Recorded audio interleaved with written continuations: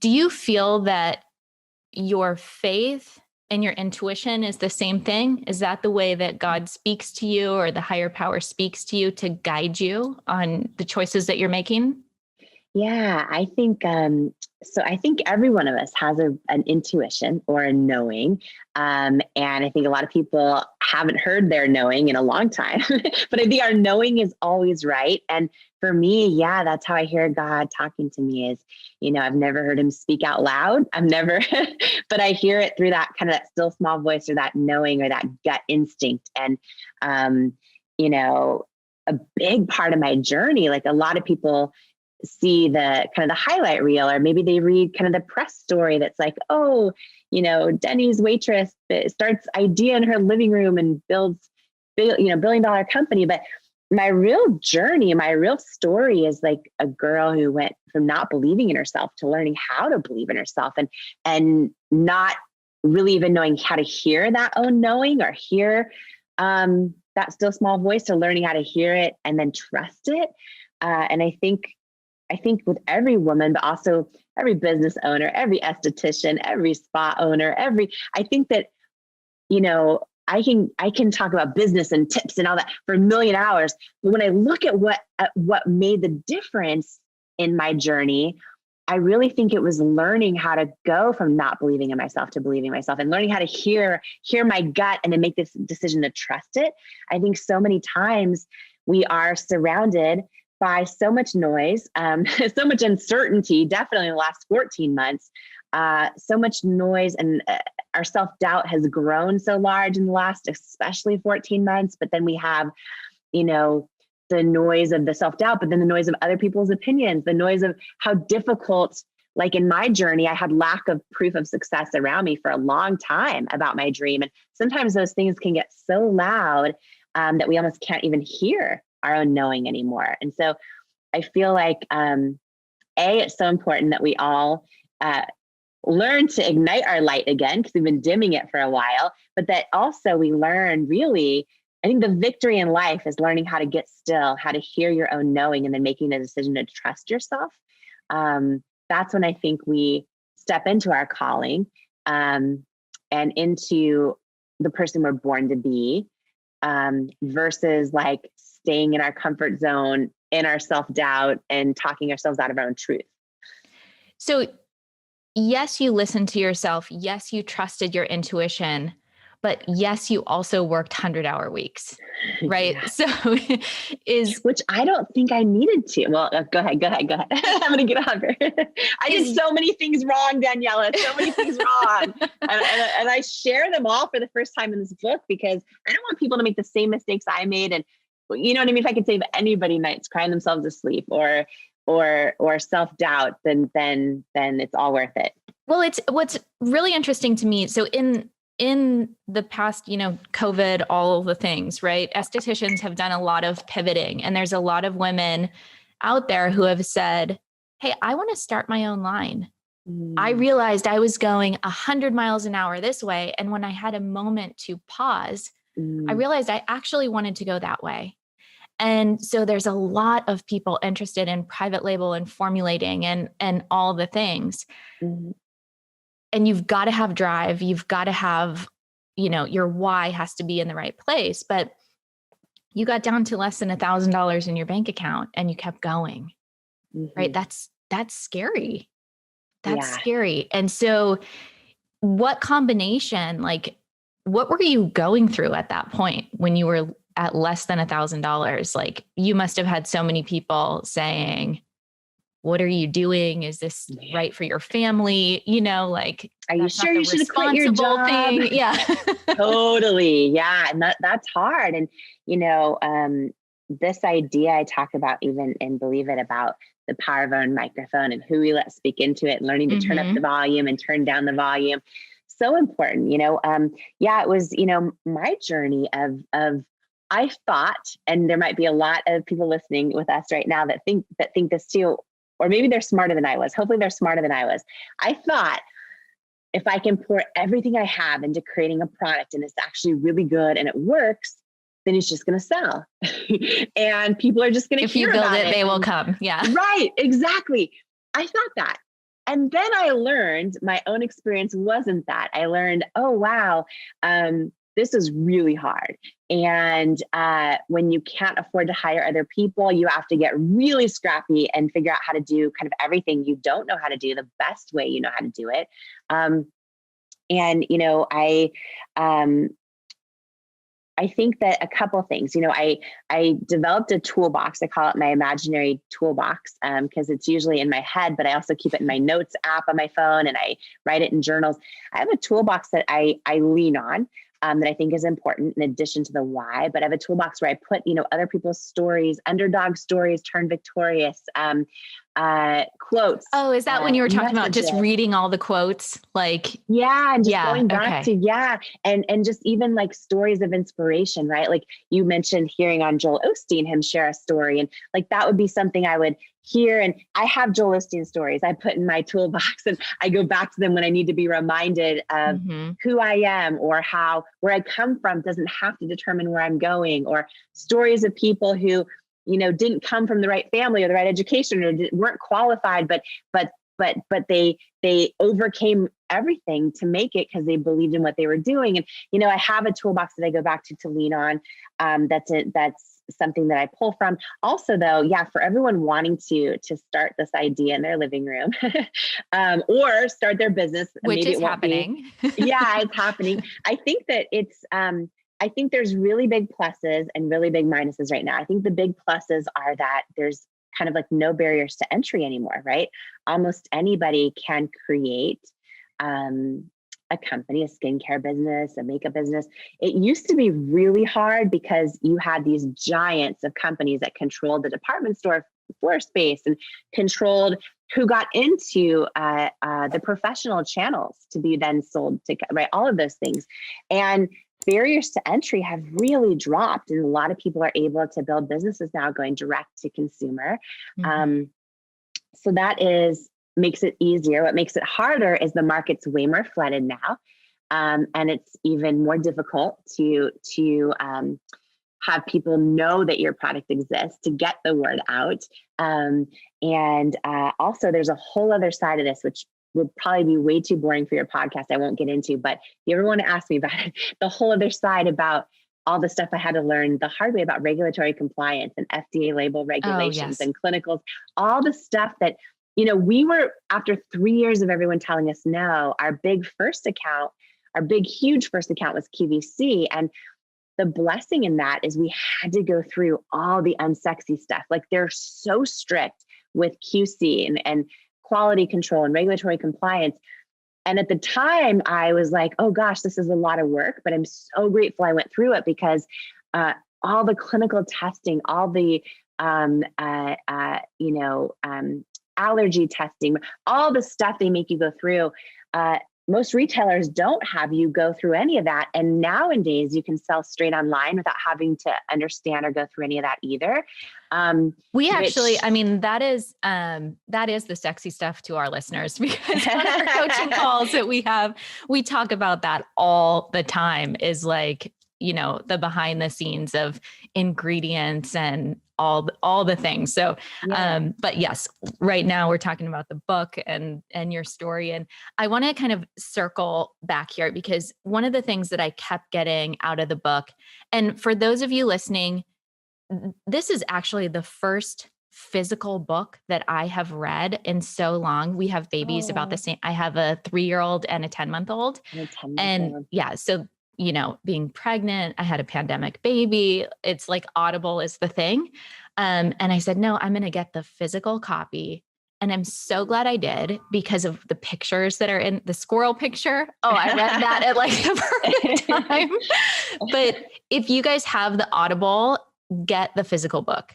Like, it is so worth it to be able, and then the beautiful picture you shared with your daughter, like that, there are just so many moments that it's so open. Like, I feel like I know you. I've never met you in my life. And I'm going through this book and like, wow, like she really just bared her soul, which is so beautiful. But what really came through in the book is how driven you are by your why. And this why to change the beauty industry, to change the way that to really make real women the star of the show. And I'm curious, now that you've sold your company, now that you've become a mom, now that you're in a different place in your life, are you still driven by that same why? Or has it kind of expanded in a way now that you're an author and so on? Yeah.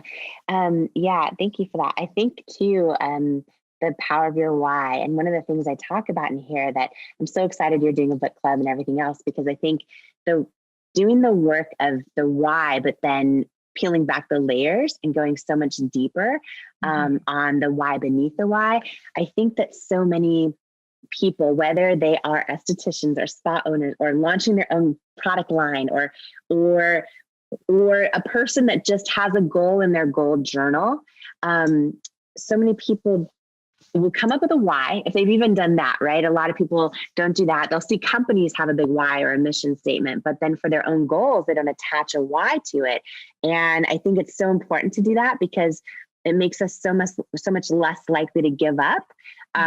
When we have a really strong why, we can lean on it when times get tough. And one thing I just want to share, especially for your community, is the importance of not just having a why that sounds really good, that when you share it with other people, they're like, that's amazing. Often that why still isn't deep enough to make you not quit when times get tough, or to, keep going when you feel like no one else is believing in you. And, for my why, I could have just said, oh, I want to create a product that solves my own problems, or I want to create products that help so many other people. And that would have been true. It would have been true. But one thing, and again, I did so many things wrong, as you know, that I talk about in the book. One of the things that I did right was I peeled back the layers on the why, like to the why beneath the why. And this is what I want to challenge everyone to do as well, to something that was really deep. And for me, I had realized my whole life, I had seen these kind of commercials on television and in beauty ads and of what the world told me beautiful looked like. And I always aspired to look like that. I loved it. But as a little girl, I realized, oh, wow, they always kind of made me feel like I wasn't enough. And, when I grew up, when I eventually got rosacea and all the things that I was like, why can't I find makeup that works? And then I realized, oh, I've never seen a model with rosacea saying, hey, this is great. And so I had this deep why that came from a lifetime of, I guess, the feeling of not enoughness, where I realized, oh, let me not just create a beauty company, but put real women and men, all different ages, shapes, sizes, skin tones, skin challenges, call them beautiful and mean it for every little girl out there. Like, maybe I can do this in time to prevent other little girls out there who are about to see these images and start doubting themselves, right? And help shift perspective on what is beauty for every adult who still struggles with that. And so that why was really deep for me. And I think that, for everyone in your community, whether their hopes and goals are to, work as an esthetician and just feel joy in their job for the next 40 years, or maybe their dream is to start their own product line or their own, expand their spa business, whatever it is. I just think peeling back the layers, because a lot of times people will have a why that's like, oh, I want to help people, or I want to make women look and feel their best. Yes, I want to make women look and feel their best. That's a great one. I want to pay for my kids' college. It could be any of these things. And they sound so great when you share them with other people. You gotta go deeper. And it doesn't mean it's a different why. It means take that why and start going deeper, because I feel like we have to be doing something that's truly meaningful to us, that's so much bigger than ourselves, to be able to lean on and keep going. And I think that's so important. And that's one of the things that helped me keep going during all the years of rejection. It was tough. And anyone in your community who is starting a product business, I'm excited for them to read the book, because I talk also just about, like all the scrappy things and the unglamorous things and the things that what do you do when people copy your product? What do you do when, all those kind of things. But just having that why to lean back on, I think, is so important. And yeah, I mean, I think a lot of people put pressure on themselves for like, what's your purpose? And I think we can have several purposes. And I think that they can continue to evolve. You know, my whole life, I thought I was going to, I would watch Oprah growing up, and I thought, oh, one day I'm going to, you know, share other people's stories with the world and have a talk show. And I was working in my dream job, I thought, as a news anchor. And, but when I got rosacea, when I started realizing there's this need in the beauty industry for products and a whole new message, I had to know, I learned that knowing when to let go of a dream is as important as knowing when to go after one.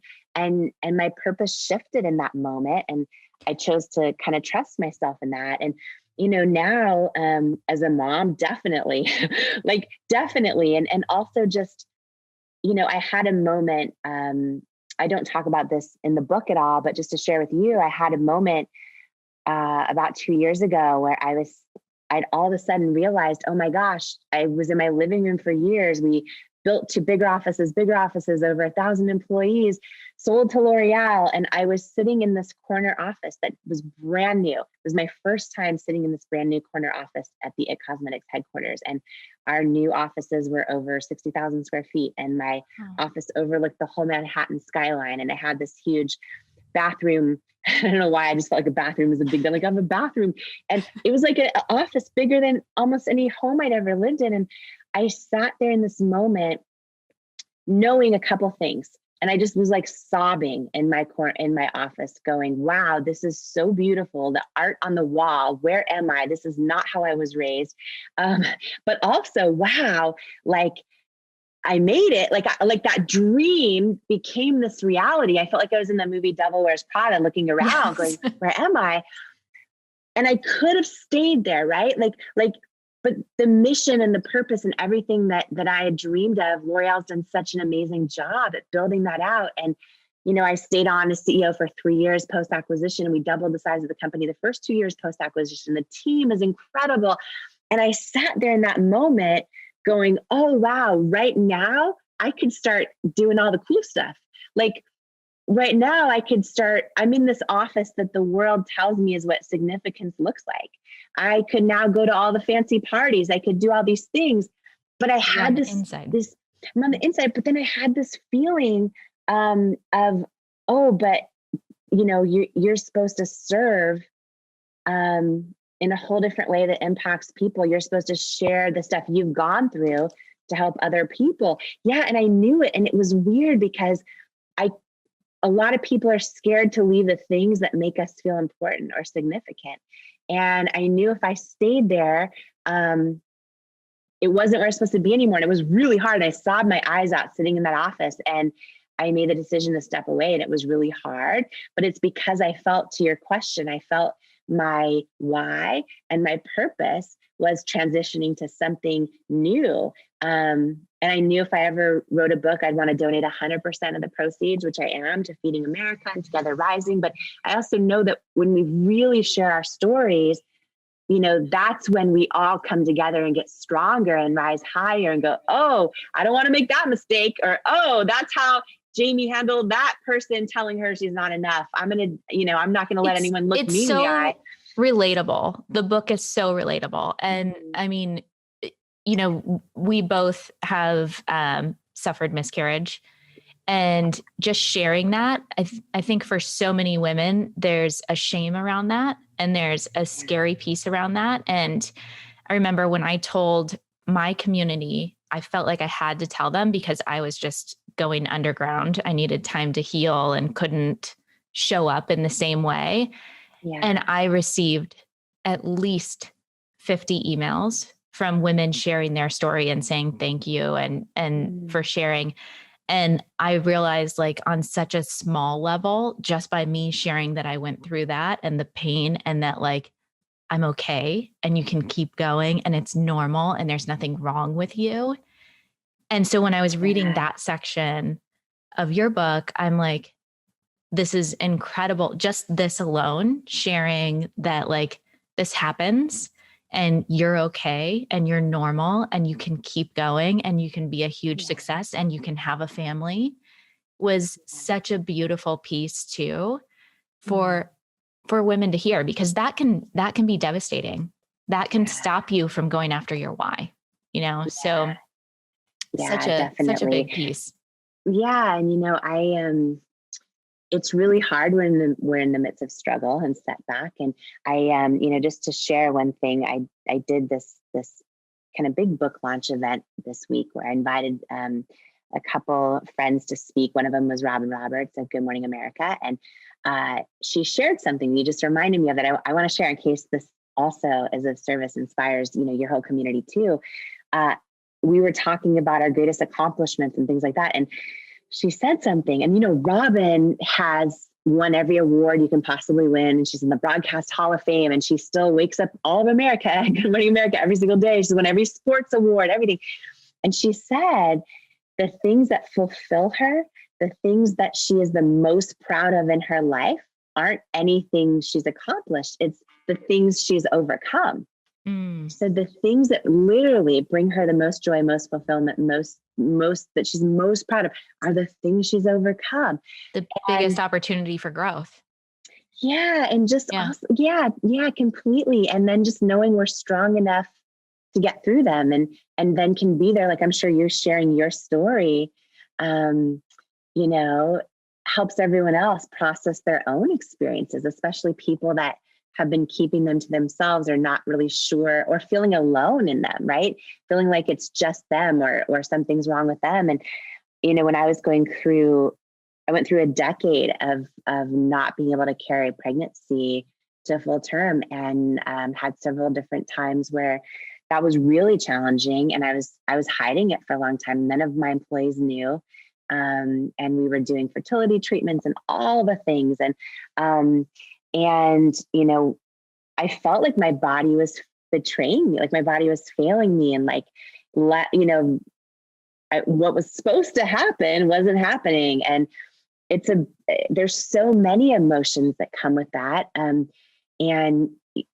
had also found out by surprise I was adopted, and there's so many things. But you guys have to get the book. Your journey of like going from not believing in yourself to believing in yourself and believing you're enough.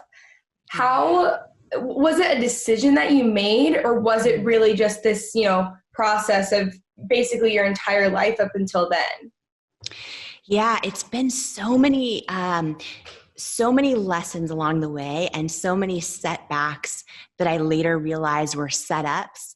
So many things I did wrong. And then really looking back at what were those things I did right?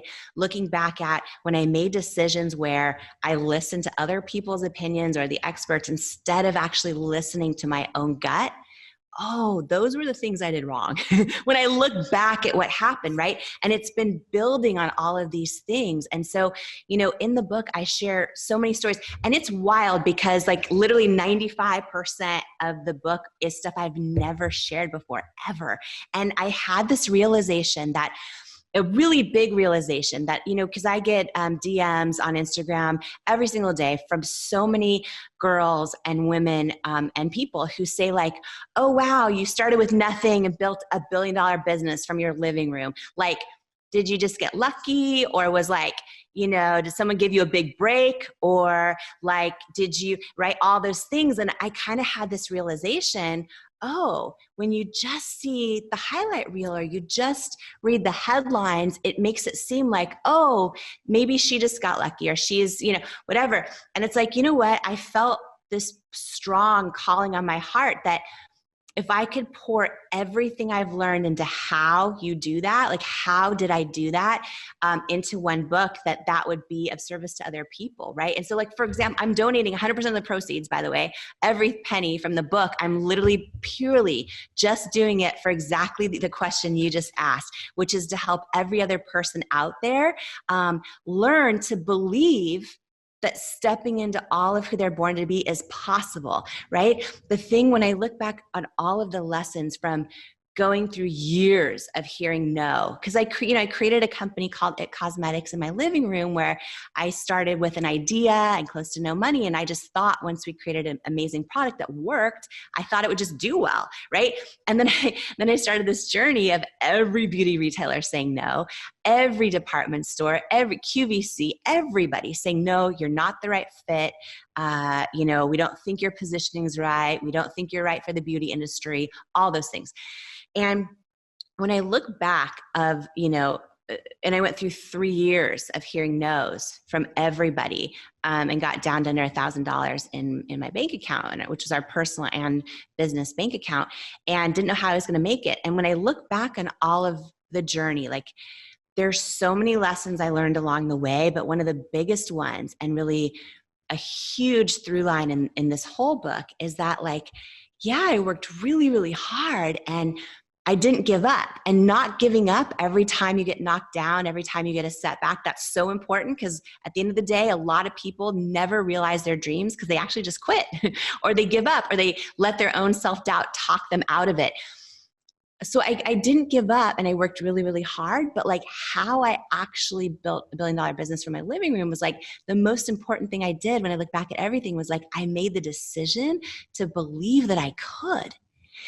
And when I try to dissect how did I do that, that's really why I wrote this book, is sharing every single lesson on how do you actually truly peel back the layers on your why, not just do a why. Because that's the other thing too. A lot of people, when they might keep a goal journal, or they might write out their goals, and then a lot of people will go another step, right? And they'll talk about their why. Like, I'm doing this for, because I want to one day buy a house, or I want to, all these things, or do something for my kids, or pay for their college, or pay off my student loans, whatever it is.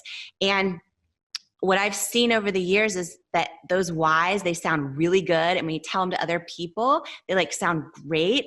But if it's not deep, deep, deep, deep, deep to your core, you're going to quit. It's not going to be strong enough for you to keep going when you face all these setbacks. And so one of the things I talk about in the book was like, because I've done a ton of things wrong. And I share those too. I've never shared this stuff before. I'm actually freaking out, to be honest, but I just know it's not about me. It's going to be of service to so many people to know they're not alone in their setbacks and in their hard times and in how to handle them.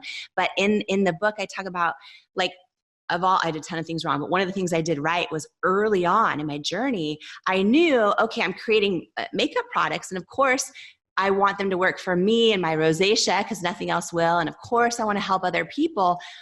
And those are great whys, but they weren't deep enough. And what I realized is, in my whole childhood, all growing up, I only saw images of beauty in magazines and on TV commercials.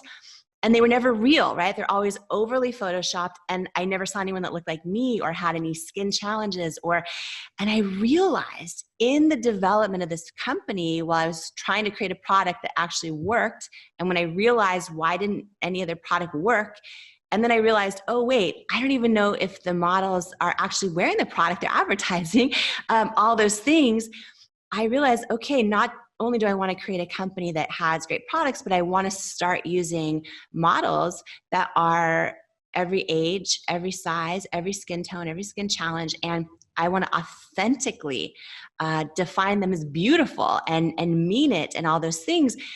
And I had this realization on the why beneath the why early on, that, like, for me, it was like, oh, I want to shift culture and beauty. And I want to do this for every little girl out there who's about to start doubting herself, and every grown woman who still does. And that why was so deep for me because of my whole childhood realizing I'd see these images and I'd want to look like them. I'd aspire to look like them. And at the same time, they always made me feel like I wasn't enough.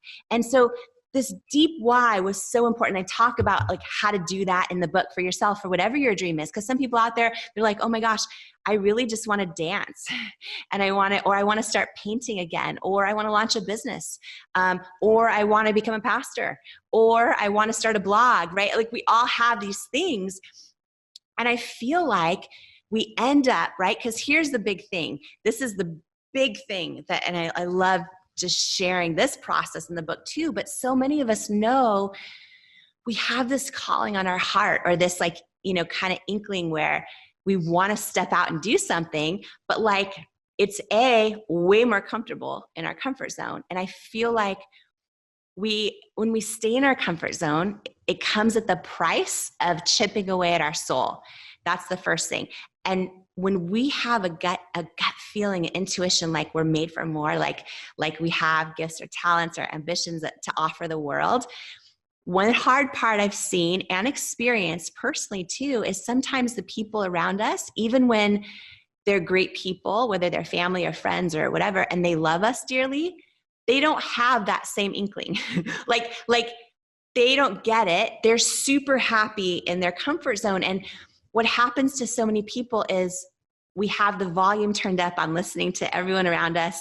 And then we have the self-doubt in our heads of, oh, well, maybe I'm not qualified, or maybe I don't have what it takes, or maybe I don't, other people are way more advanced artists than I am, or whatever, that inner critic. So we start to turn up the volume on our own self-doubt. We start to listen to all the opinions of everyone else around us. And before we know it, we talk ourselves out of our own truth. And this happens to so many people. And in the book, Believe It, like a big part of why I did it too is like, I talk about the journey of how to love the circle around you, but how to turn down the volume on the stuff that's not for you. And that goes against the calling of who you are and who you're created to be. And how do you add other people around you and turn the volume up on them? And even more than that is the self-doubt and everything that we all experience in our own heads, right? And I just feel like that self-doubt sometimes in our own heads is a bigger opposition against us than the people out there rejecting us or saying no, or saying you're not the right fit for us, or whatever it might be, right?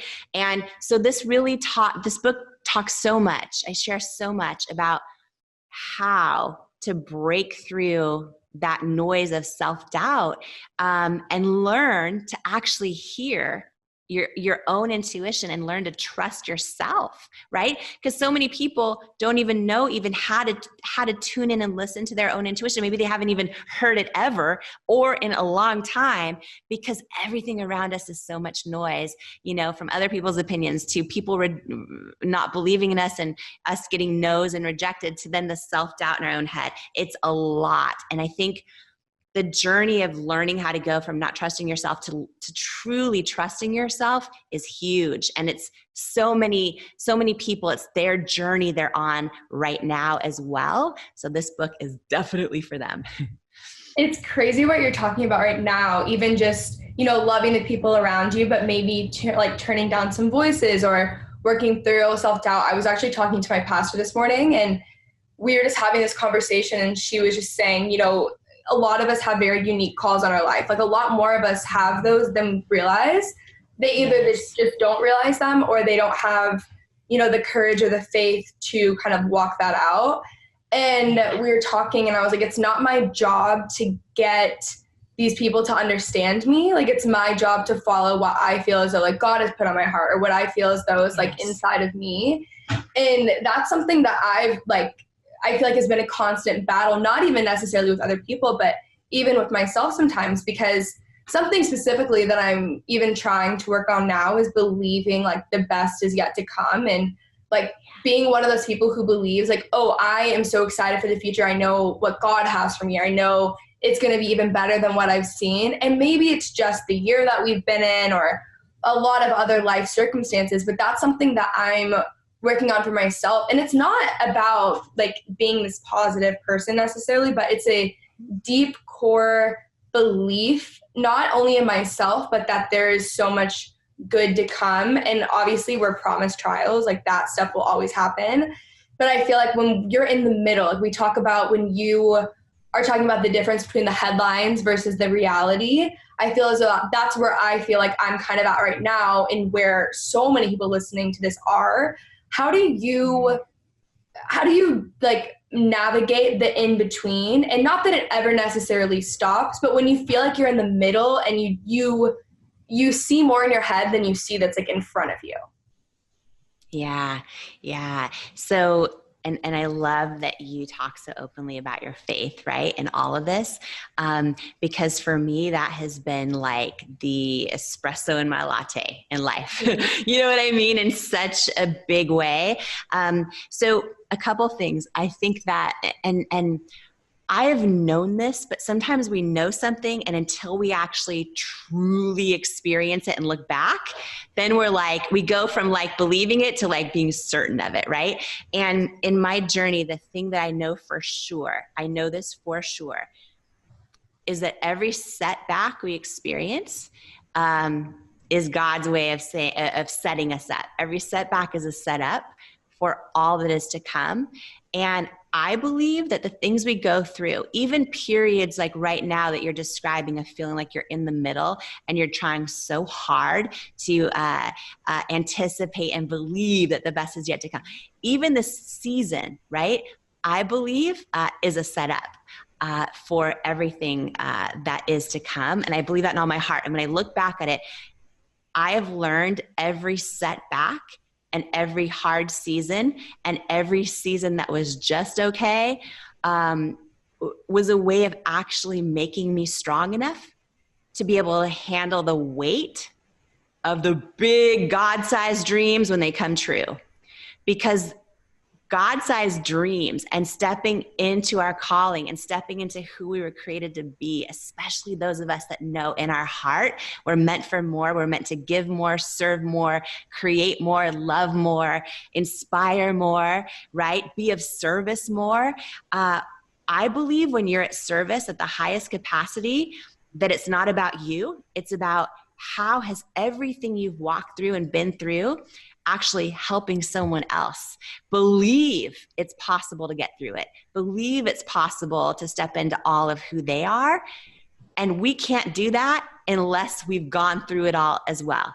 And so I believe our setbacks are God's setups for everything that's to come. And it doesn't mean they're fun, and it doesn't mean they're easy.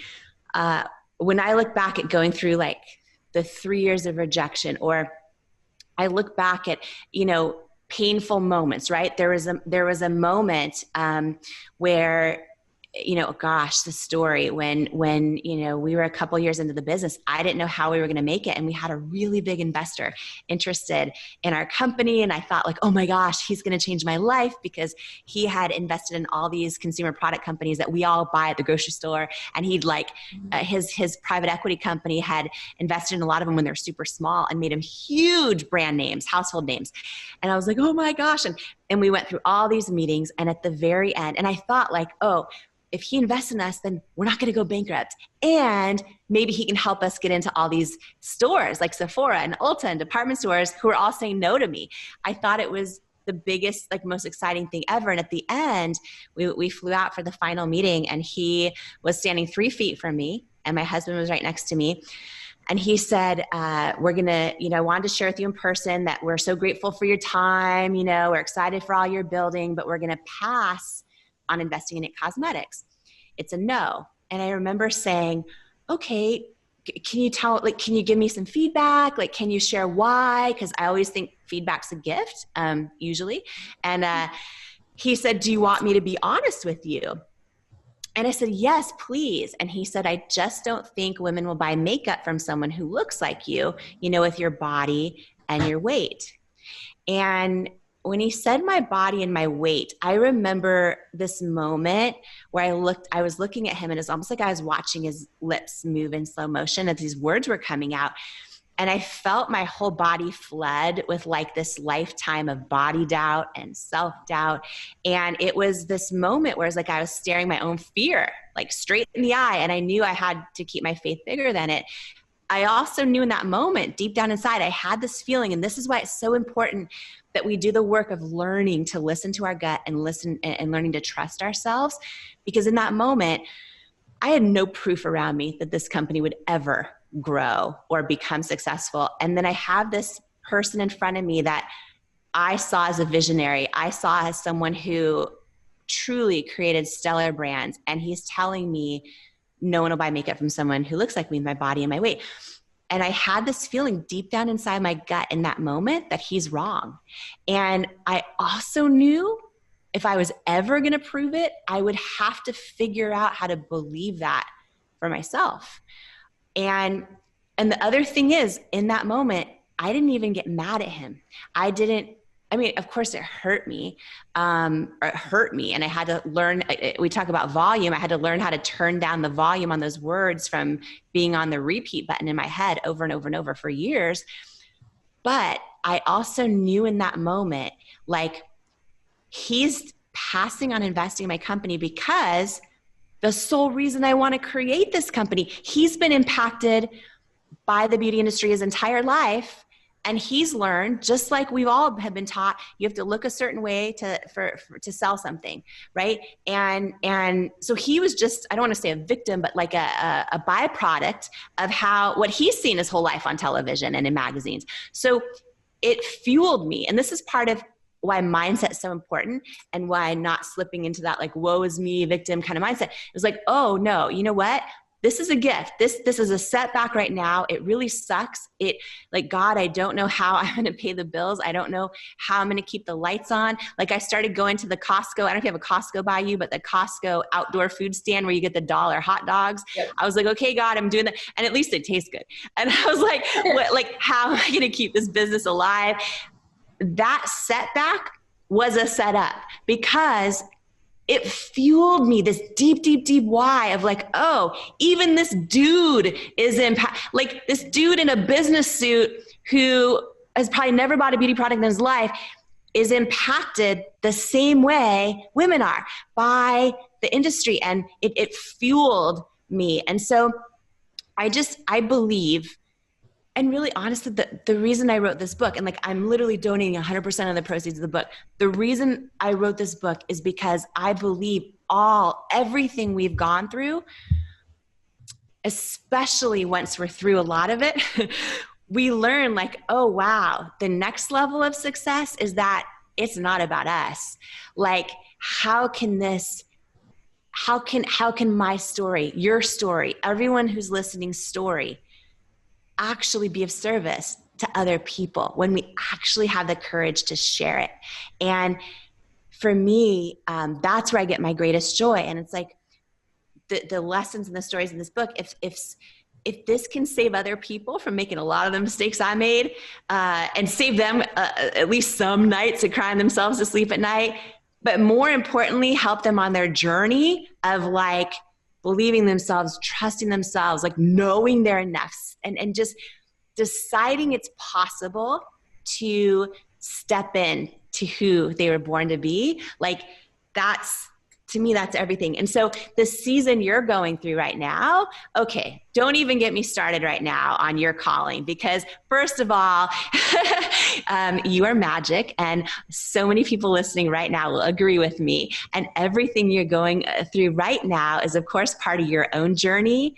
But we all have the blessing of being able to listen to you and then actually have it fill us up and have us, all of us together, feel less alone when we're going through the same things. Do you know what I mean? And so even if it's hard right now or uncertain right now, or so many people, I mean, this year has been packed with uncertainty, right? More than so many people have ever experienced.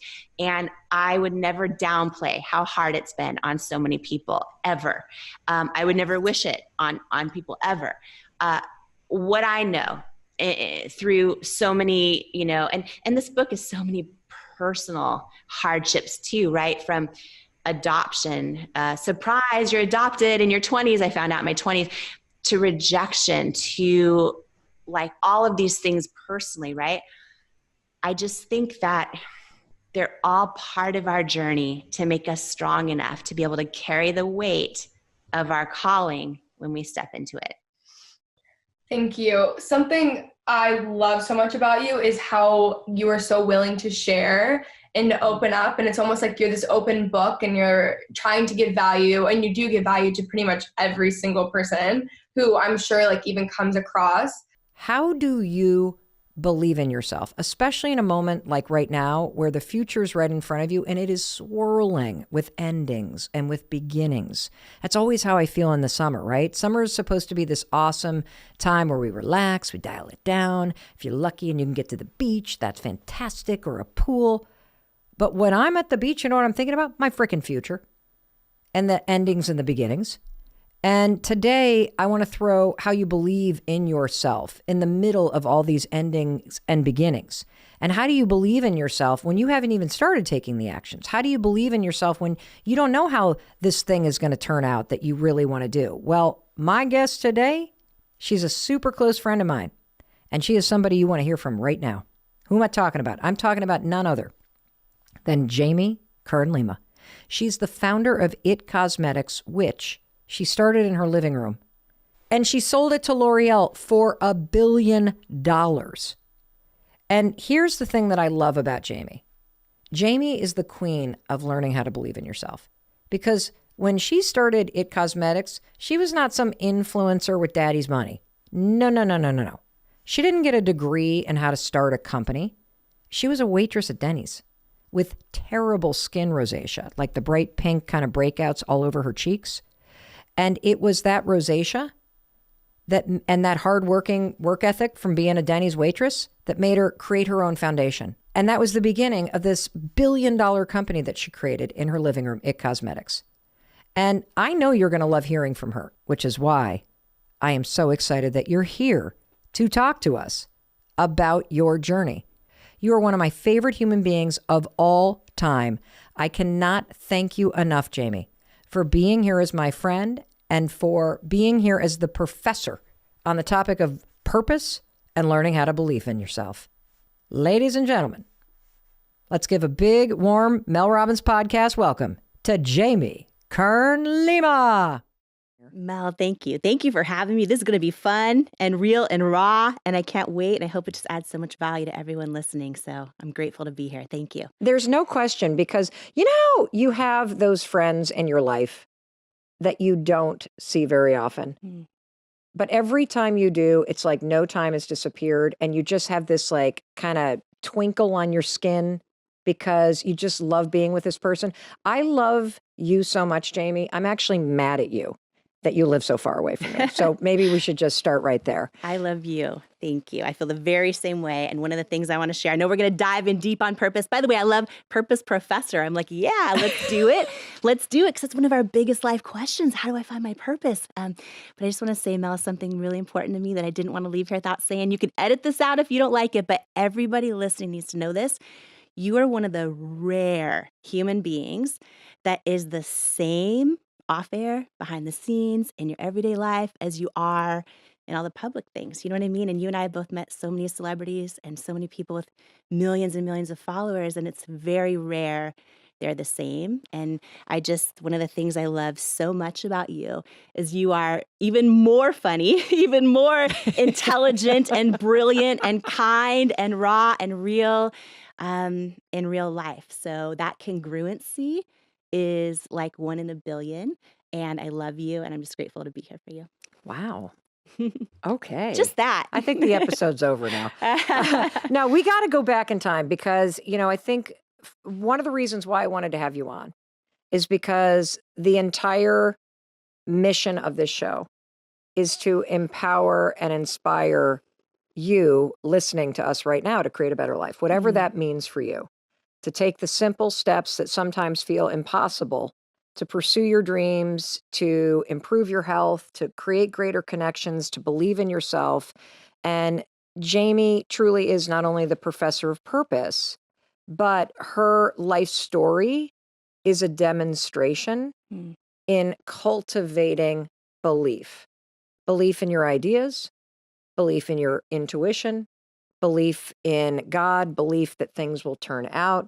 And so I want to go back in time because, I've heard you on the stages that you speak around the world talk about how you started as a waitress in Denny's. Mm-hmm. And then from waitressing at Denny's, pursued a dream that you had of being on television. Mm-hmm. And as a fellow former waitress, I would love to start there. Yeah, waitress at Denny's, full uniform, name tag to prove Oh, it. I forgot they had uniforms. Full uniform. What was your favorite thing on the menu? Oh gosh, I love the pancakes. You know what? Just like simple. It's so funny how our steps are ordered, I think, in life. And so often, I remember being a waitress at Denny's. I remember feeling, and maybe someone listening to us can relate to this right now. You have this feeling inside of you like there's something more I'm supposed to do, but you don't know what it is yet. And you doubt it might be possible. And I remember being a waitress at Denny's and just feeling like I have these big dreams, but not quite knowing, like, how do I believe I'm worthy of them yet? And it was this big season in my life. At the same time, Mel, the kitchen at the Denny's I worked at was a disaster. Like, they would take an hour to get pancakes out. So I learned to talk to people so that they wouldn't leave. They often did leave, or they'd throw like a dime and a penny on the table and leave. As your tip, as if it's your fault. Yeah, that the exactly. Food were. But it's so funny how, years later when I ended up launching my own business, I'm like, oh, I've got to get the operations right or nothing else matters. It's just those little things we learn along the way. But yeah, after that, I thought my whole life I would have a talk show. I watched Oprah in my living room growing up, so I thought for sure I would share other people's stories with the world. So I went into, did all the jobs, saved up all my money to pay for school, and push grocery carts in the grocery parking lot, sliced meat in the deli, all those fun jobs, and then found myself in what I thought was my dream job, working in TV news. And I thought, this is it, right? And what I didn't realize was I was about to enter this huge season of setback in my life, of self-doubt. I have a skin condition called rosacea. And for me, it started getting really red, really bumpy. And I would be anchoring the news live, thinking like, okay, this is it. And I started hearing in my earpiece from my producer, there's something on your face. You need to wipe it off. And I was live on television, right?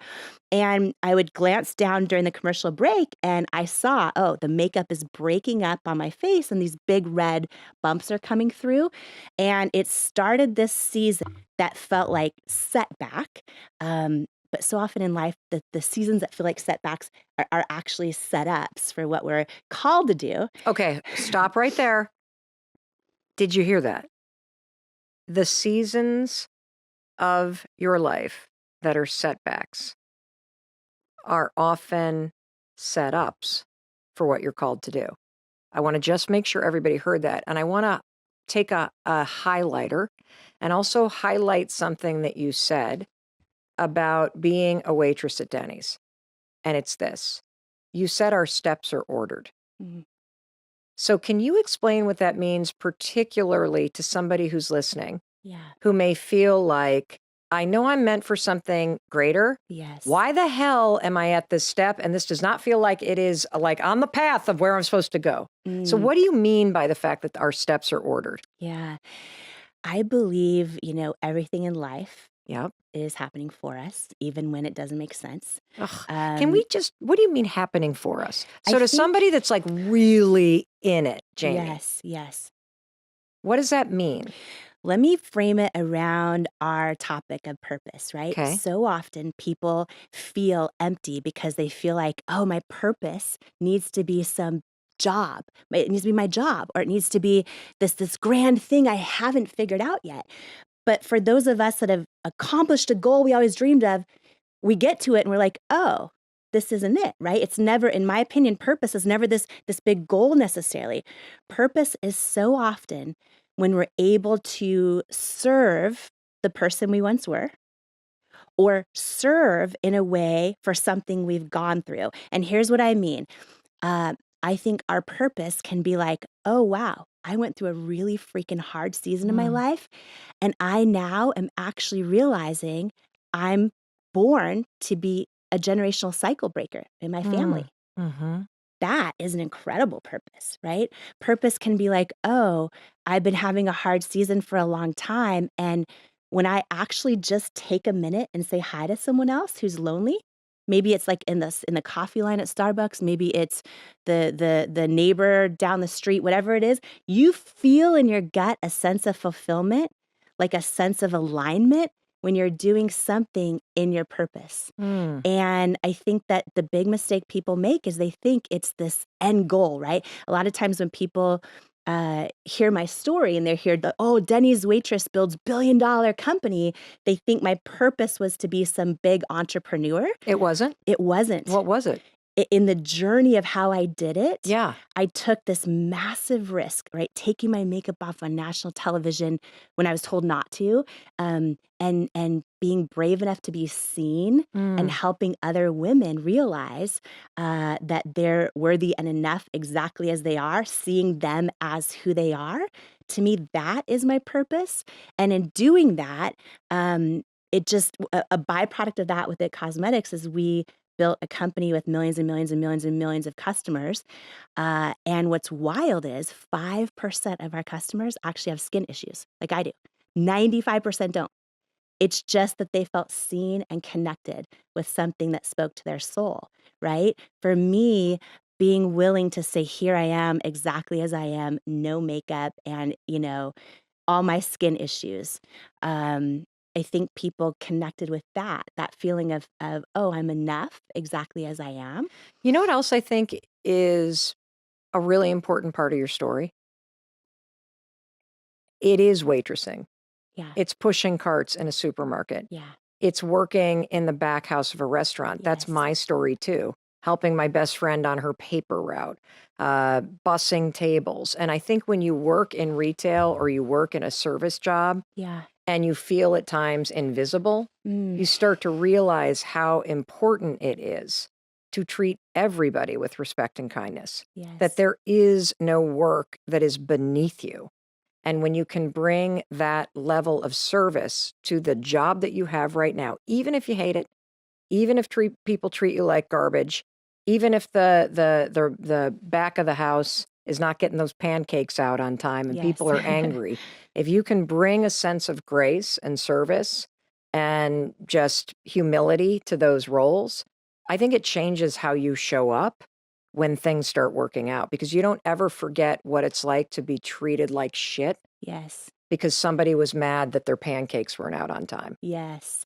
Yes. And also, you and I have had this experience where we've truly gotten to see and be almost every type of person in every type of environment. And so now it's like, whether it's me building a business or you building one of the top shows in the world, I feel part of that was like, oh, we understand who's listening and watching you right Yes. now. I understand who real people are who built, who bought my products. And so when you mention steps are ordered, it's like, no matter where you are in your life right now, what you're going through, I believe every piece of it, whether it's, oh, someone just, cut me off in a parking lot and screamed at me, or, oh, whatever it might be you're going through, all of those things are happening for you, I believe, I love that. so that you're amassing this toolbox of understanding and getting strong enough and equipped enough for the purpose you step into. Amazing. So Professor of Purpose, Jamie Kern Lima, right there. That's your takeaway number one. The steps are ordered. Believe in that. And this moment is helping you. It's giving you something. So that is one major tool that you used along the way. Let's go back to that moment, because I think you were 28 years old, right? When you're sitting on television in Seattle. Yeah. You are a local news anchor. You're living the dream. You're on your way. And you are now starting to have this nightmare happen. Yes. Where your rosacea is breaking through on camera in front of everybody, the makeup that they put on you. Yes. And you've got people in your ear telling you, there's something wrong with your face. Yes.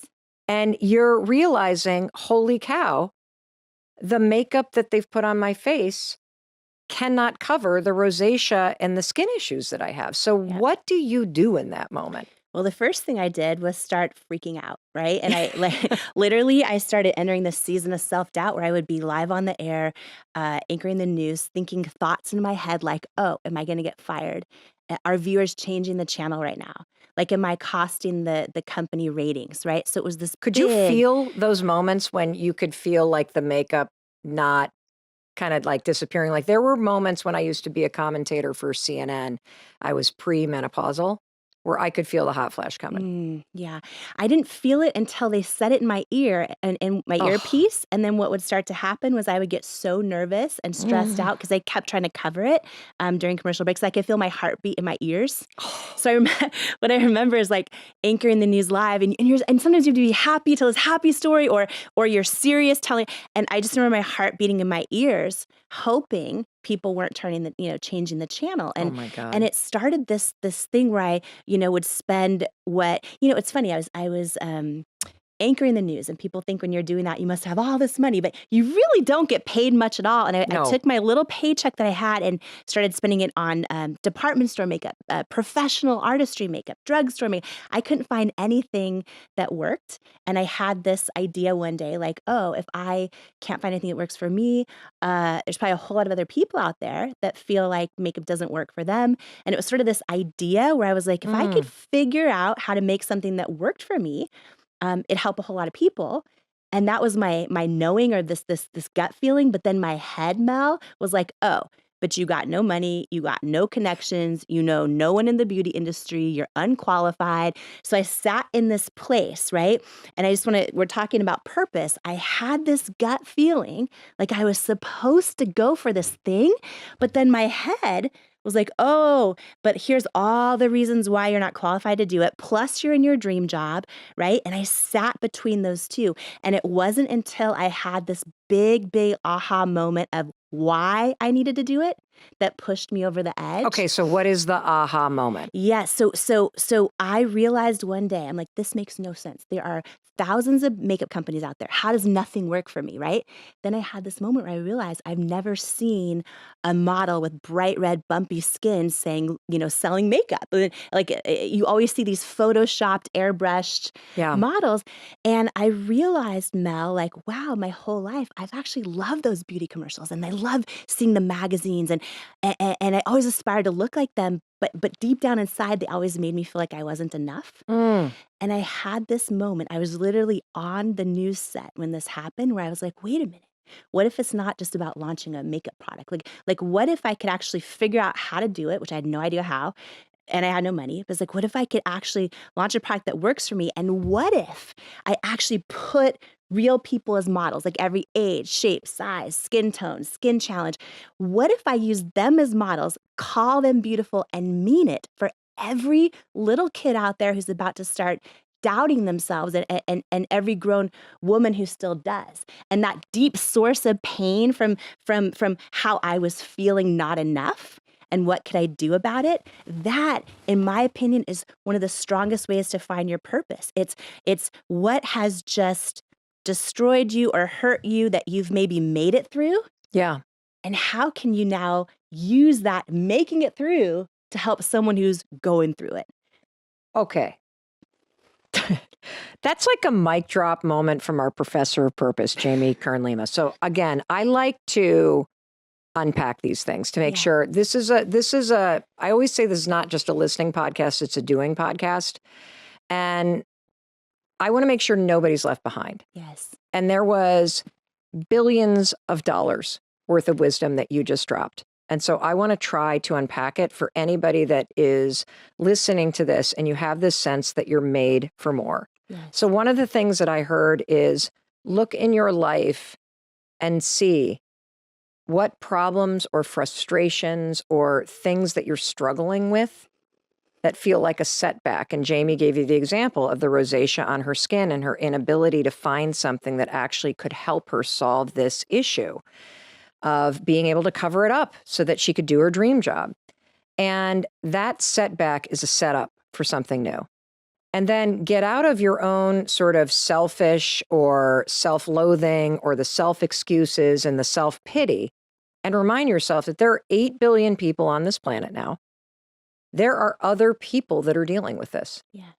And that if you can figure out how to put your energy into making this better for yourself, and you bring other people into the fold with you, you now have something that's worth working on because it helps you and it's going to help other people. And I also want to point something out that Jamie will not tell you, but I sure as hell will. And that is that this was about 14 or 15 years ago. So we're talking 2007, 2008, correct? Mm-hmm. In my opinion, Jamie Kern Lima is the reason why we have this real beauty movement. There always has to be the first person, and she was it. So when you look around the internet and social media and you see people doing naked faces, that was not something people did in 2007. It was all airbrush. It was all perfection. That was the beauty standard. There were no plus size or curvy models. That was not a thing back then. And so you've got a woman who is sitting in Seattle, who has no experience and no money, deciding that she is going to not only figure out how to create a makeup line for people who have issues with their skin, but that she's going to do something nobody has ever done, which is put real, normal people like you and me into her campaigns when she finally gets this figured out. And she's going to show people what her skin actually looks like in order to sell it. I mean, that was a revolutionary idea. She was the first. And I'm telling you this because you could be the first. You have something inside of you that is a problem, something that you can solve. And you could be the first to change the way that people think about an issue.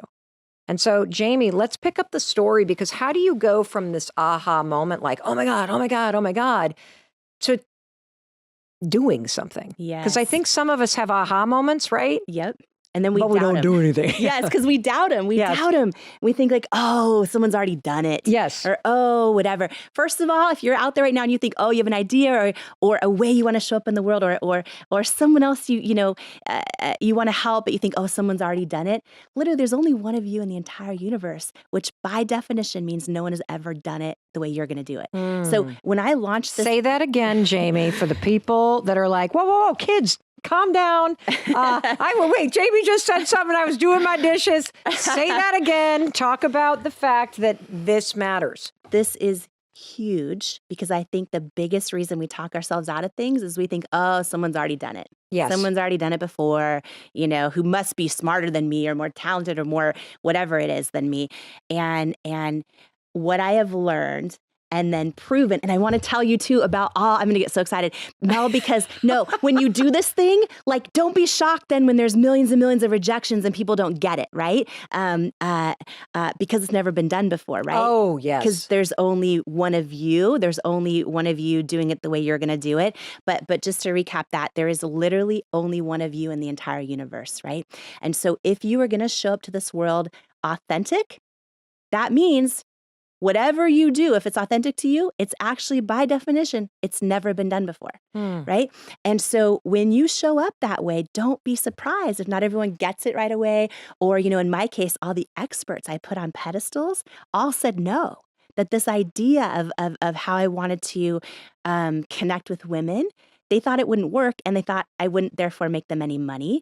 But can I ask you a question real quick? How did you go from the aha? Yes. To starting. So what did that look like? Like, because I think, like, if you're in this space where, let's just use an example. You've never actually, you don't know the first, you have this thing about catering that you just can't get it out of your head. You want to do these events.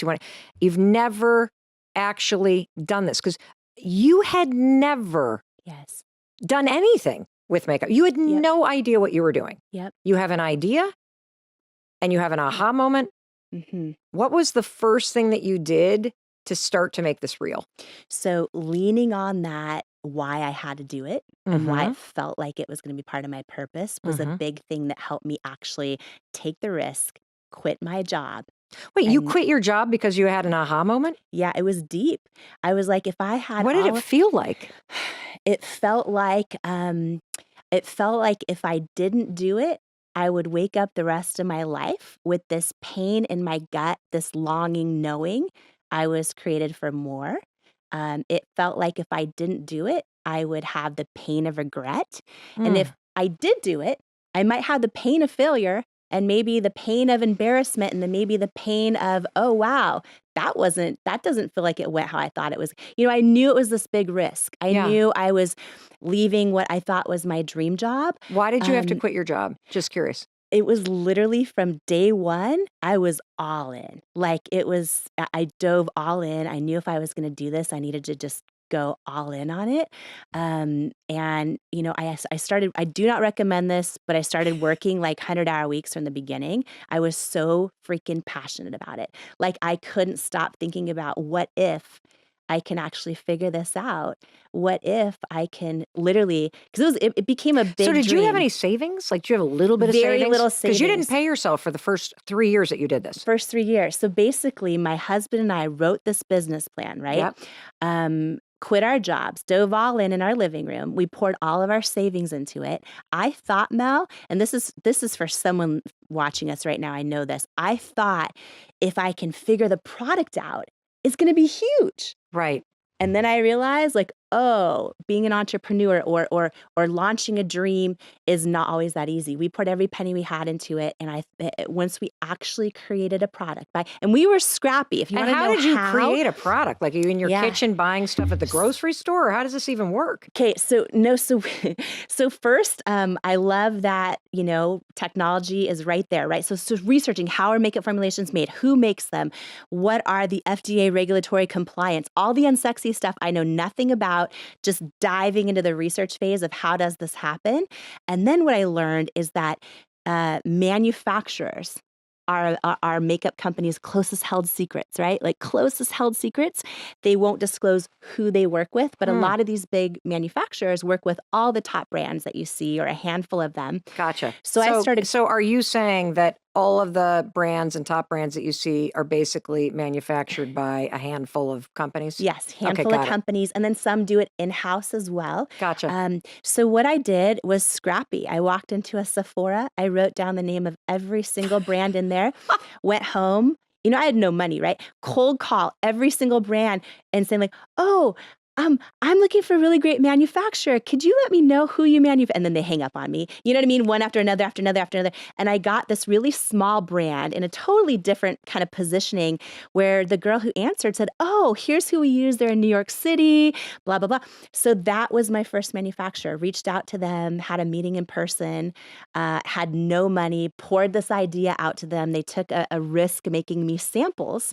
And that's how it started, was just really being scrappy and trying to figure it out. All of our money had went into the product development formula and the advisory board of the product. And I thought, okay, now we have a product that works for me, right? This was after hundreds of formula iterations. I thought that was going to be it. So is this like year one or year two? Like how long did this take? Yeah, it took a good first year to get that product. And then what I started doing was sending it to everyone I thought was just going to believe in me instantly. So I sent it to Sephora and Ulta Beauty and all the department stores and all of the online retailers, QVC, which is, live television shopping channel. And I thought, oh my gosh, this is going to be huge.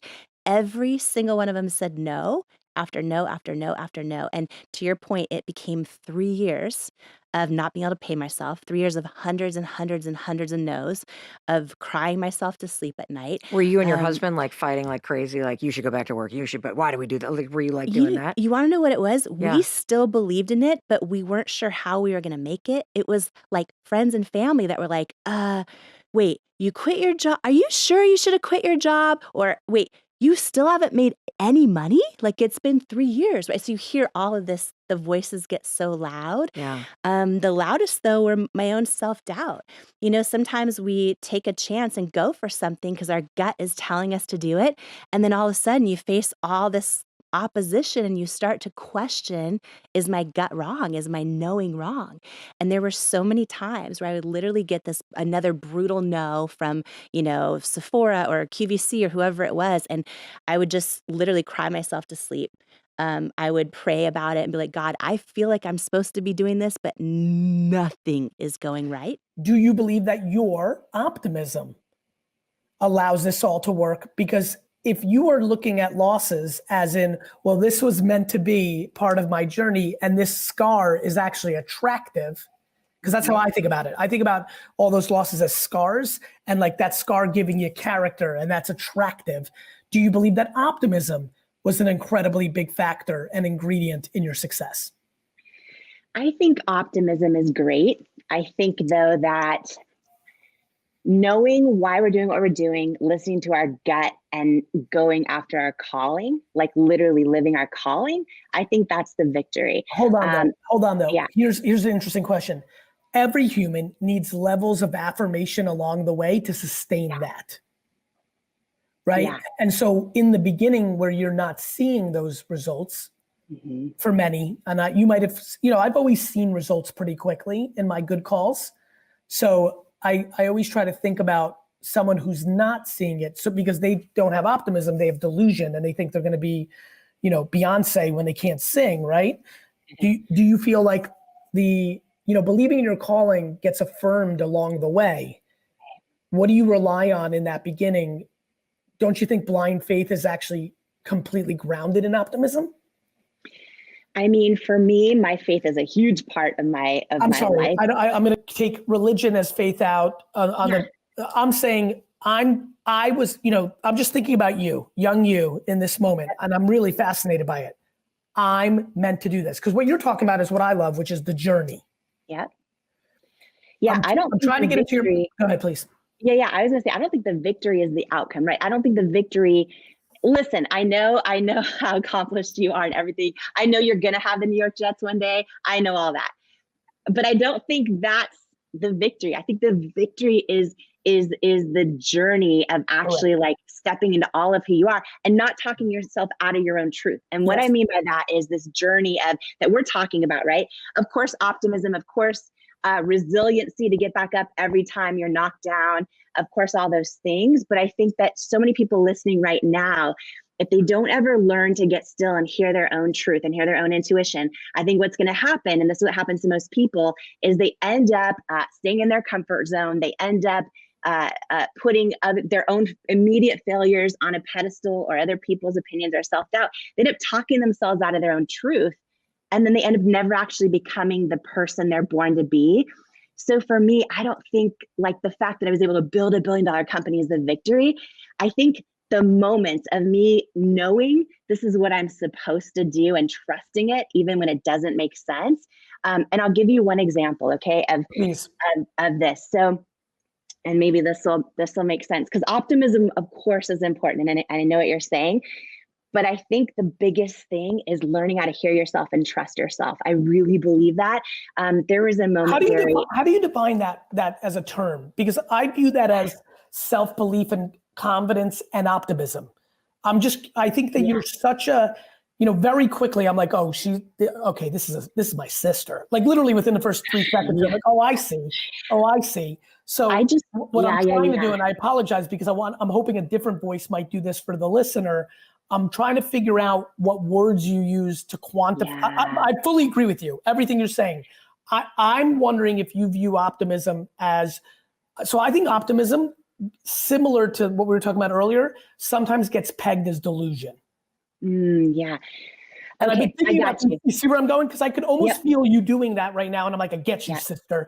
Because like this is why it's so great. Wordsmithing matters, right? Like for example, hustle has gotten demonized as like burnout. So I no longer use it because I don't need it. You know what I'm going to call it? Work ethic. Call it what you want. Here's what I can tell you. For all the belief you had and all the love you had in doing what you were doing, I'm pretty confident based on your outcome that there was a lot of work ethic there. And so whatever you want to call it, and sometimes I just think about, I know the word hustle triggers people. So I use the word work ethic now because I don't want to ever not let anybody who cares to listen to me not realize that if you don't put in the work, it is impossible. Thoughts on that? Yeah, I agree with that. And I just had a big aha moment that what you're saying is optimism. I 1,000,000,000% agree with. And I'm thinking of that right now as belief. Same thing. Yep. And now I'm right there with you. Like, here's the thing and then I want to share one quick story with you too, that hopefully someone listening right now maybe needs to hear. But I mean, when I look back, it's like when people are like, oh, how did you start with close to nothing and build $1 billion company? It's like, yeah, I got back up every time I got knocked down and I followed my gut and I worked really, really hard. But I do think that one of the most important things I did was just like how to build $1 billion company from nothing. Like, I think one of the most important things is making that decision to believe that you can. Yes. And for me, that's optimism, exactly what you're saying. And I guess I call it belief. So yeah, 1,000,000% with that. And one more thing, just on maybe people listening to us right now that are like, oh, Gary, like Jamie, I trust my gut sometimes and it's wrong, or I tried it once and it didn't work, or I don't know how to hear my own intuition. I just want to say, I think that it is a muscle that we can all build. And I think people have to give themselves grace, right? It reminds me of like when you start to meditate, a lot of people try it and they can't do it. They're like, they go through their to-do list in their head the whole time they're trying to meditate, but you have to like give yourself grace and start. And what I would say, whether it's entrepreneurs or someone who's 14 years old and out there dating right now, I would say when you start to look back at your experiences and think about moments when you had a gut feeling and you didn't follow it. Like we've all dated like a sketchy guy or or had a, and like, you're like, his phone didn't really just like shut off for 3 days, or he didn't lose the phone. He went like, and then you kind of make that decision of like, okay. Talk to me about, I mean, we are really vibing here. I actually want to talk to you offline because I just have had the thought. I'm sorry to interrupt, but I'm so excited. Right. Insecurity. Yeah. Right? Because you're like, to me, like thinking to my friends that were girls that were dating guys that I knew what the guys were doing, which was they were preying on my friends' insecurities, and sometimes brilliant, beautiful girls. And I'm like, this fucking sucks. Yeah. This woman, you really triggered something in me. This woman, I'm thinking about 4 or 5 friends through the last 20 years. This woman is subjectively, and if we had 100 people ask, is 1,000,000 miles better than this man. This man has figured out the cheat code that if he makes her feel insecure, he has the leverage. Thoughts? Yep. I think that happens every single day. And I think that we look for people that treat us how we believe we deserve to be treated. Like we find partners that meet us. So you go with, cool, before you worry about jerk off Johnny, this is a big game of your own lack of self-love towards you. It's your own lack of self-love, because here's the thing, and I don't know your friends, so I'll just say this. I'll make a general statement. You'll appreciate this. This was mainly 17 to 25 years old, because you see that so commonly there. I mean, in later stages, people are in really deep relationships and you're in different parts of your life. When you're going through high school and college, you're spending so much time with people, you get better reads to the cleanness of the data is like, oh, this is really fucked up. When you're older, you're running in different circles, you don't really get to see it as easily. Right. And I think that whether, no matter your age, this is what I believe. I think that when someone's treating us like crap and we stay with them, I think it's because we deep down inside don't believe we deserve better yet. And here's the thing, for people like that are dating your friend who's totally screwing them over, right? If you were to bring the best, most amazing, beautifully like kind person into their space, that same girl would probably put them in the friend zone. I couldn't agree more. Yeah, because they don't yet deep down inside believe. Yeah, they deserve more. And also people value different things through their life. One of the things, right now we live through a generation desperately interested in blaming social media for lack of accountability. They're just pointing fingers, right? Like if you are in a good place with yourself and your perspective is strong around gratitude, an anonymous person's negative comment is not going to ruin your day. Yeah. And I think when it does, I think that's what's so tough, right? That's when it's a reminder to ourselves, like, oh yeah, we have some more work to do.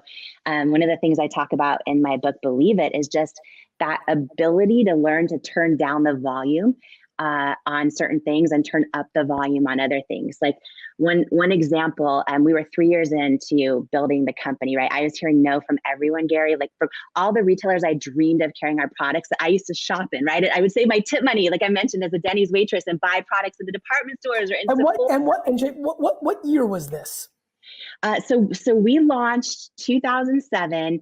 Like I quit my job 2007. I wrote the business plan on my honeymoon flight to South Africa with my husband. Not the most romantic way to kick off a marriage. And we both got back, quit our jobs, dove all in. I thought, Gary, maybe so many entrepreneurs listening, I thought, oh, if I just pour everything I have and actually create a product that works, like it's just going to sell. If it's that good, it's just going to sell. And then I didn't realize it would be the hard. I mean, I've had a lot of jobs in my life, but being an entrepreneur is by far. Well, you especially also built that brand different than building a brand today where you can use Shopify and social media to build it. You had to get a yes from Sephora, Ulta, Walmart, Walgreens, and Macy, whoever it was. And that is difficult when you're innovating the way you did. Do you know that my whole life is no? Do you know VaynerMedia? A lot of people listening don't know this. Most brands don't want to say yes to VaynerMedia. We don't want to do a commercial and then go to sleep. Like, we don't want to take 12 weeks to do the perfect commercial and then do print ads that look like it, or banner ads, or digital programmatic. My whole life building VaynerMedia is no. Everything I do is Gary Vee's easy. I just do it with the audience. But VaynerMedia is exactly, I know what you're living through, because when you innovate and you're doing something different and you don't look the part, you didn't work at Procter & Gamble for 13 years. Yeah. Or like, what's this Washington State thing? Like, you know what it is. Well, and it's wild because I would go in and start, I would pitch the product, and, we were staying alive on social media. So we were getting, people were writing just blogs at that point, and we were selling like 1 to 3 orders a day on our website, and people were spreading the word. That was the only way we barely stayed alive. But all the retailers, exactly what you said. And by the way, I've learned this, like, when you're doing something that's authentic or that is different, but even if it's just authentic to you, even in a crowded industry, by definition, it's novel. By definition, it's never been done before. And I really believe, looking back now at this journey and everything, I believe that, like, even a lot of visionaries, touted visionaries, I think they can't imagine anything being successful unless subconsciously they have proof in the back that they've already seen it and it's already worked. So it's like, of course, so many people are going to say no to your dream or doubt your dream if they've never seen it done before. And we had 3 years of every single beauty retailer saying, no, you're not the right fit. It's not going to work. You're not right for our customers. And and by the way, we talk about gut feeling. I kept having this gut feeling we're supposed to go on QVC, because then I could actually show my bright red rosacea and prove live that our product works, unlike the photoshopped ads on TV.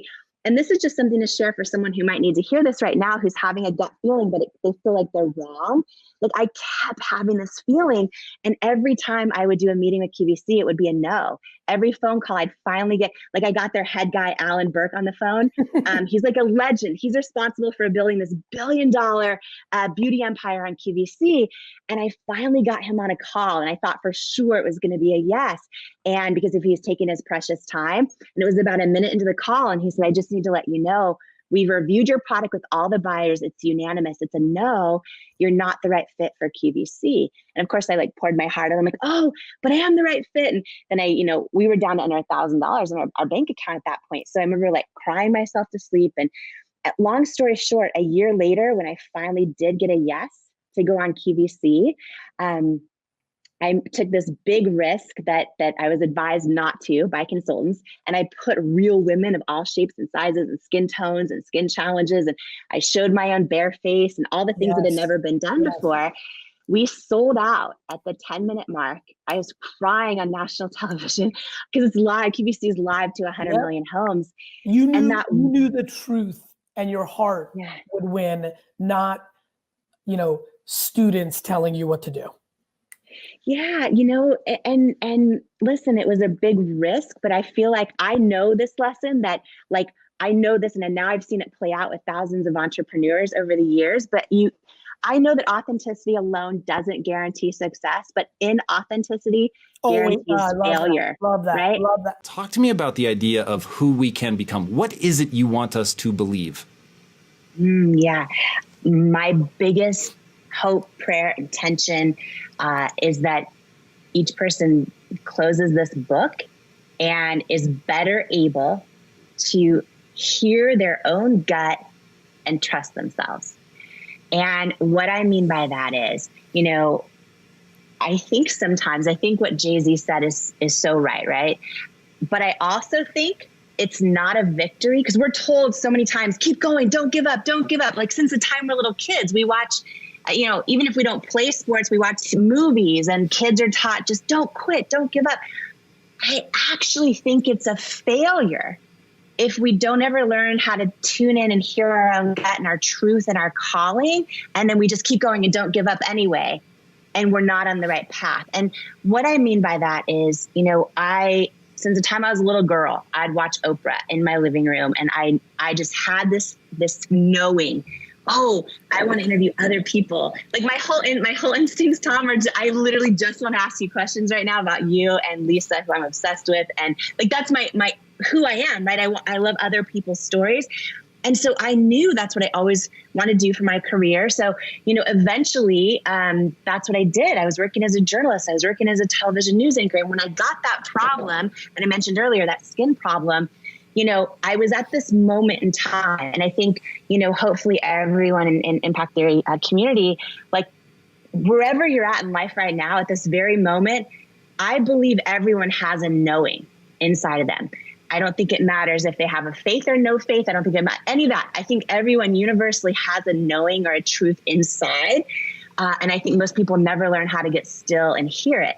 And most people, if they do get still and hear it, they're going to know right now, live, while they're listening to you and me, are they in the right job they're supposed to be in? Or are they playing it small? Are they in the right relationship? Or are they in it and dimming their own light because of fear that maybe they'll be alone? We all have a knowing, right? And, what I'll say about the idea of giving up, leveling up, all of that, I think it's so important that, in that moment where I had and again, let me just say, there's so much I did wrong, and I share all that stuff too. But one of the things I did right was when I had this gut feeling as I'm sitting there with this skin problem, this gut feeling, oh, you're supposed to figure out how to create a beauty company. Even though I knew nobody in the beauty industry, had no connections, had very little money because television news does not pay very well. I had that knowing, right? And yet I was sitting there in my dream job. Like that was my dream job since the time I was a little kid. So I think sometimes like knowing when to let go of a dream, knowing when to quit is actually a victory too. It's actually as important as when to keep going, right? And so with Jay-Z's quote, the genius thing we did was we didn't give up. I think that applies only if someone hears their truth and says, all right, I have this knowing I'm supposed to be doing what I'm doing. And when I look back at this journey of 3 years of constant rejection, down to under $1,000 in our bank account, literally getting knocked down over and over from all of these beauty retailers that I put on a pedestal, and I couldn't understand why they were telling me I wasn't the right fit for them. Every time I would check in with my gut, right? And maybe so many people out there can relate to this because you feel like you're doing something you're supposed to be doing.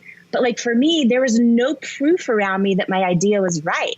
There was no traction in my business. There was nobody saying, yeah, that's a great idea. Let me buy your product. And then I'm going to the beauty retailers and they didn't believe in the brand. And everything around me was saying, you're wrong. And the easiest thing in life is to confuse that with the truth.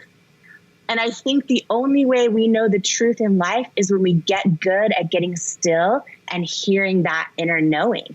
And so for me, every time I would get knocked down, I would just check in, get still. And it's hard sometimes because a lot of people out there, they have not heard their own gut in a long time, right? Because we have like our friends and family that are worried about us if we're, or they're seeing everything through the lens of their own life and their own fear and their own experience or lack of experience.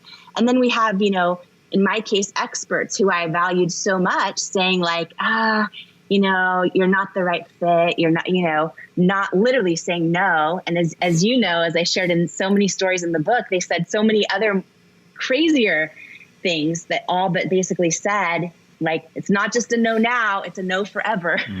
Right. But I think the victory is learning to get still and hearing your knowing and then trusting it.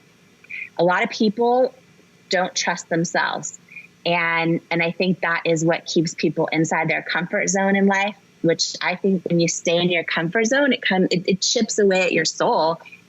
And you end up talking yourself out of your own truth and then never becoming the person you're born to be. Not to get all dramatic on impact theory, but that to me is the biggest. And listen, to me, it's not about the outcome. Oh, here's how to create $1 billion company. It's about the journey of, are you stepping into all of who you are and the person you're born to be, and how do you do that? All right. That was amazing. Ladies and gentlemen, rock this house and welcome to the stage, Jamie Kern Lima! Baby Kern Lima!